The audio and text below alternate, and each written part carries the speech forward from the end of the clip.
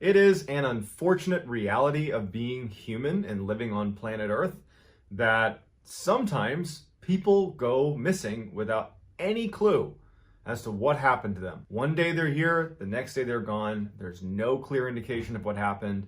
And despite everybody else's best efforts, nothing is ever learned about what happened to them. And so their families and their friends, they're left with this void in their lives that I can only imagine how terrible that is. There's no closure.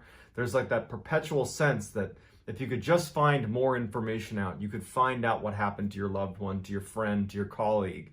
But many times, people never get that. These people just go missing and that's it. But in some cases where people suddenly go missing, they'll turn up again.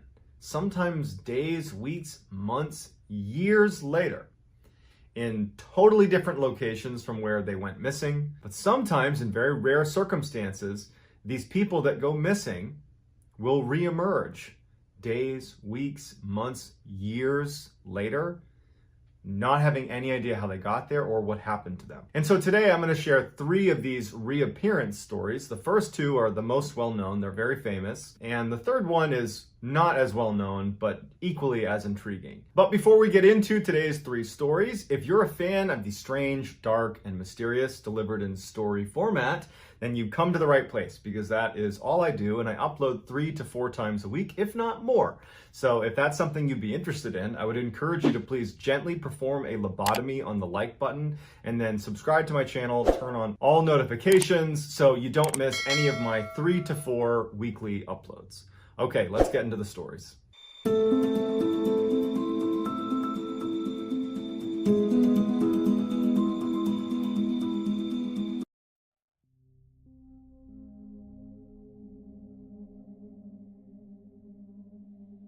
In 1978, a 23-year-old named Stephen Kubacki was attending a college called Hope University in Michigan. It was a small Christian school where he was studying German and history.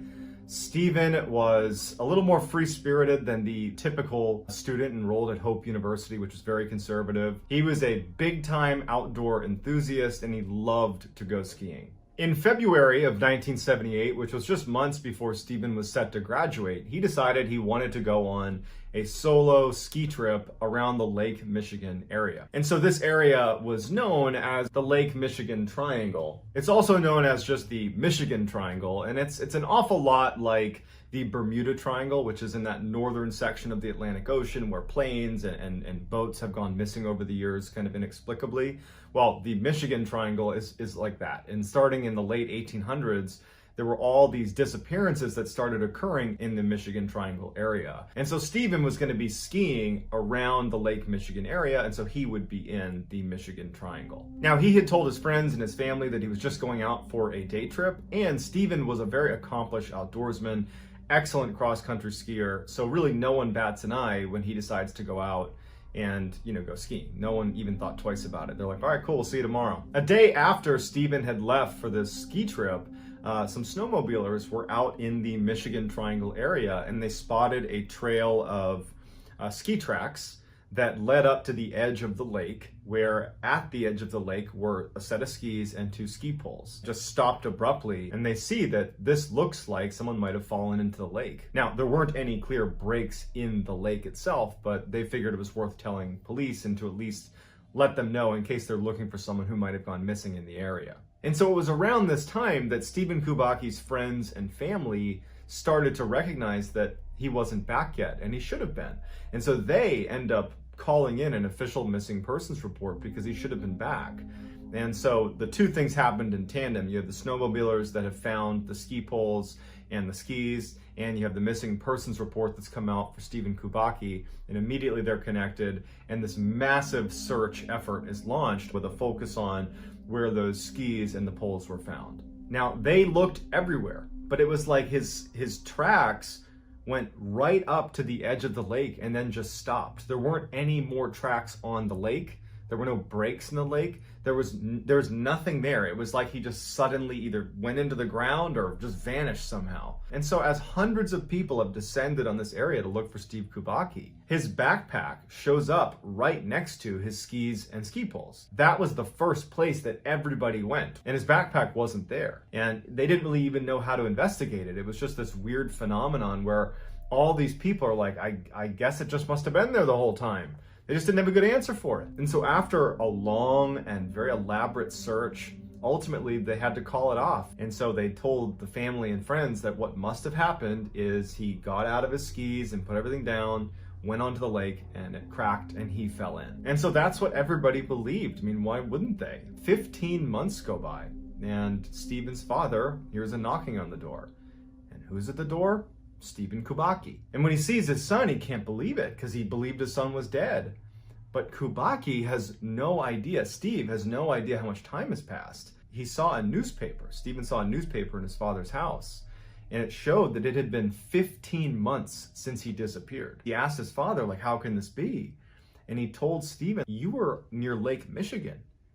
That's 700 miles away. How did you get here? And Stephen's like, I woke up in a field about 40 miles from here, and I went to, my aunt's house, your sister's house, and she brought me here. And no one had any idea how he got there or why he was in the field in Pittsfield to begin with. In addition, Stephen had on clothes that he didn't recognize. He had a new backpack that had maps and all sorts of kind of like trinkets from different parts of the country. He had been to apparently San Francisco, Sacramento, all over California, to Chicago, to Utah. He's been all over the country, according to the things that are in his backpack. He had $40 in cash, he had new sneakers, new glasses, and he had a t-shirt on from a Wisconsin marathon. It says he was a participant in. And one of the only things that Stephen would say to the media, because he basically swore off the media and he didn't want to give his story to anybody, he just said to one of the news outlets that he felt like he had been doing a lot of running.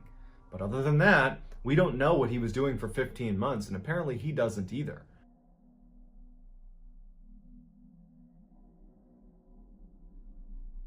In early 2018, Danny Philippidis was a 49-year-old firefighter living in Canada. He had a wife, he had 2 kids, he was happy, healthy, successful, and every year, he and his colleagues at the firehouse would go on a ski trip to New York, where they would go skiing at a mountain called Whiteface. And so on February 7th, 2018, Danny and his 7 colleagues are at Whiteface. They're enjoying themselves. Danny was an avid skier. Like, this is something he really looked forward to, was this annual retreat to Whiteface Mountain. And it was getting to be lunchtime, and his 7 colleagues said, hey, let's go down to the lodge and get a bite to eat. Danny was just having a great time on the mountain, and he was like, I'm gonna just do a couple more runs. I'll meet you guys in about 30 minutes or so. I'm gonna do a couple more runs before lunch. So they go down to the lodge and Danny continues to do a couple more runs. And so after an hour or so, and Danny still hasn't shown up at the lodge, his 7 colleagues have finished eating and they're like, you know what? I bet Danny just decided he wanted to skip lunch and he's probably just fine. And so they end up just going out and skiing the rest of the day. But by the end of the night, when the mountain is starting to shut down, they're all checking their phones for messages from Danny. They haven't gotten anything from him. They haven't seen him. They decide, let's go check out, his room back at the hotel and make sure that he's there. Maybe he got sick and he left, something like that. And the resort was attached to the mountain itself. So they just walked right over to his room. They knocked, he didn't answer, but then they went out back and they found his car, and his car was still there. They went to the front desk, they explained the situation. They ended up going in the room and checking to see if he was in there. He wasn't, but all of his personal belongings are still inside of the room. So Danny, who has not shown up after going skiing for this additional run, clearly hasn't left the mountain because his car is still here, his cash, his passport, everything is in his room, but no one knows where Danny is.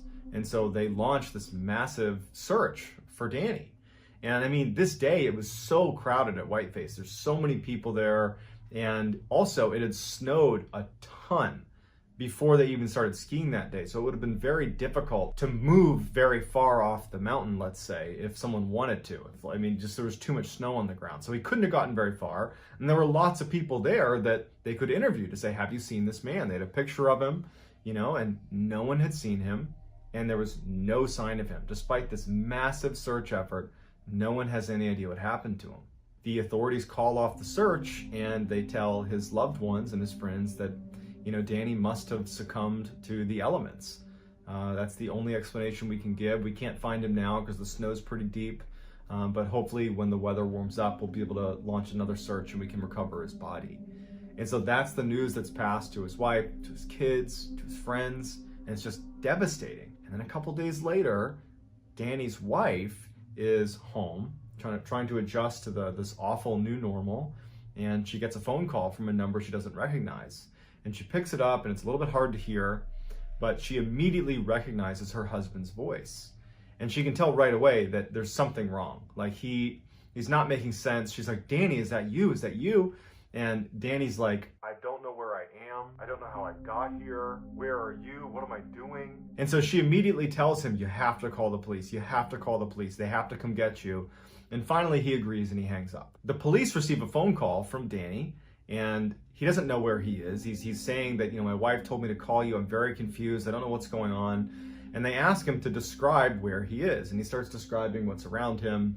And police are able to, eventually pinpoint where he is. And it turns out he was near Sacramento, California, 2,900 miles away from Whiteface Mountain. Even more strangely, when the police go to collect Danny, he's still wearing his ski gear. Winter jacket, winter pants, ski boots on. He even still had his goggles on his head. And he has a haircut. He has a fresh haircut. And he has a brand new phone, a brand new iPhone. But he had no money. He had no wallet.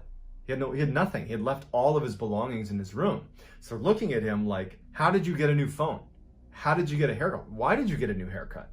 And when you got your haircut, why didn't the person cutting your hair let someone know that a man who's visibly confused wearing ski gear is getting a haircut in here? And so it's just a totally strange mystery that Danny, to this day, and anybody that knows Danny and his friends, the investigators, everybody, no one knows how he got there. How does a guy without a car, without any money, wearing ski gear, go from New York to Sacramento, California, somehow get a haircut and buy a new phone, and then just suddenly come to and be like, oh, that's right, I'm Danny, and I'm gonna call my wife and let her know where I am now. Like, it was just crazy.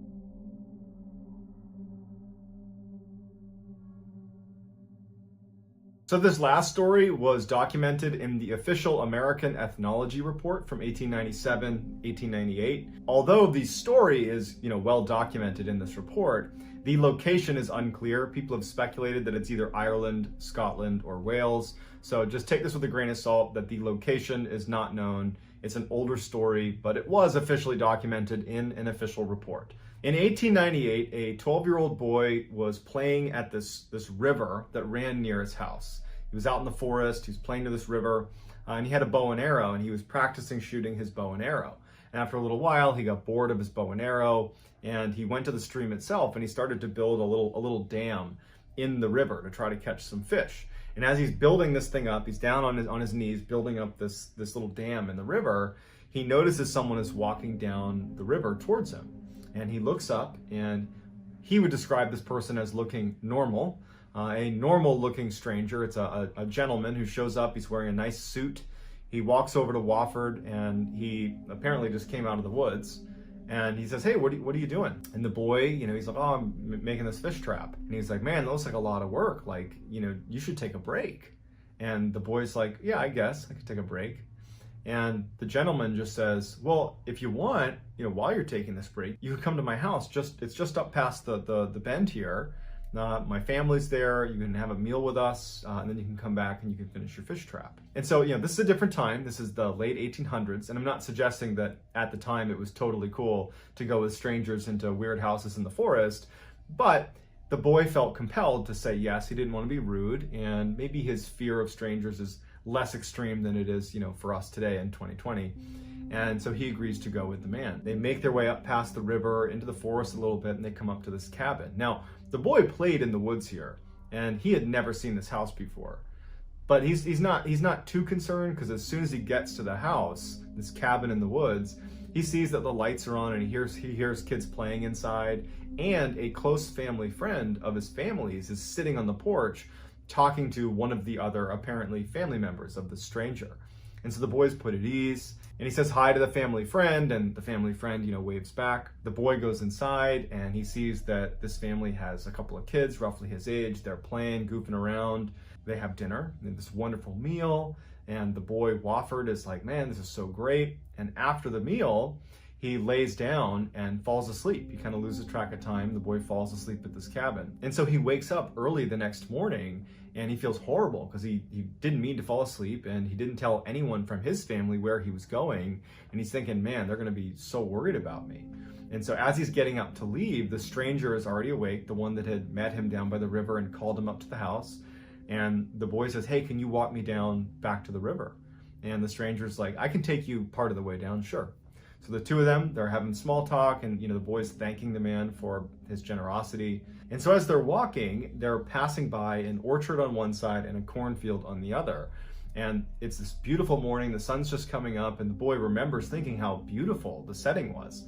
But he also was thinking, like, I don't even know where I am right now. And I'm assuming he's walking me back to where I live, but this doesn't look familiar at all. And the stranger stops. They get to almost a junction right at the end of the orchard and of the cornfield. And the stranger tells the boy, Wofford, he says, hey, just go straight. You're gonna turn down this way, turn back, and you'll be at the river again, where we met. And the boy thanks the stranger, and the stranger turns and starts walking back towards his cabin and says, hey, good luck, see ya. And the boy starts following the man's directions. And Wofford, as he's walking, following the stranger's directions, he's suddenly curious and turns around to look back at this strange person who had brought him up to the house and then now brought him back. And he's stunned because suddenly the orchard and the cornfield are not there. There is no orchard or cornfield. It's just deep, dark forest. And he's like, what's going on? He turns back, and there's a search party, or it looks like a search party, running up to him. Part of the search party is the family friend that he had seen at the house. And the boy's like looking at these people running towards him, like they're running to him. And he recognizes the family friend, and he can tell they're like urgently looking for him. And he felt bad because he knows he slept over through the night. So he's like, hey, I'm here. And they're like, where have you been? And the boy turns to the family friend, and he's like, didn't you tell them I was with you? And the family friend is like, what are you talking about? And he's like, yeah, the house with the family. We ate dinner together last night. And the guy, the family friend, is like, I've been looking for you for the past several days. I've been with your family looking for you. You've been gone for 3 days. And the boy is like, what? And as he's describing the kind of general vicinity of where this cabin was, he's kind of pointing back up towards where it was and describing it from where the river was. The family says to him that since you've been missing, we've heard rhythmic drumming non-stop coming from the section of the forest that you just described. We could never pinpoint where it was coming from. And now that you just showed up, the drumming has stopped. And so the kid's terrified, but there's no answers. Pretty creepy. So 3 very strange stories that luckily all of them ended with the person being found again, but it doesn't change the fact that the mystery remains. Where did they go? It's like they left the earth for a couple of days, or in Stephen Kubaki's case, for over a year, and then came back. It was like a glitch in the matrix or something.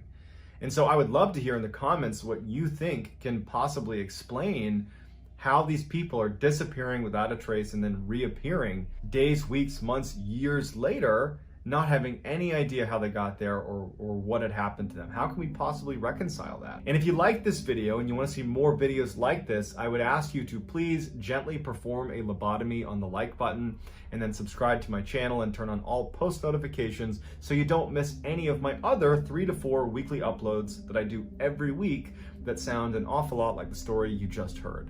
If you want to get in touch with me, you can message me on Instagram. My handle is johnballin416. I'm also very active on TikTok, where my handle is Mr. Ballin, so you can follow me over there. I also go live on TikTok Monday, Tuesday, Wednesday, and Friday at 10 p.m. Eastern, so you can check me out over there or on Instagram or here on YouTube or any of these places. But wherever you're finding me, I really appreciate your support, and I really have enjoyed making these videos, and I hope you've enjoyed them too. That's going to do it, guys. Until next time, talk to you soon.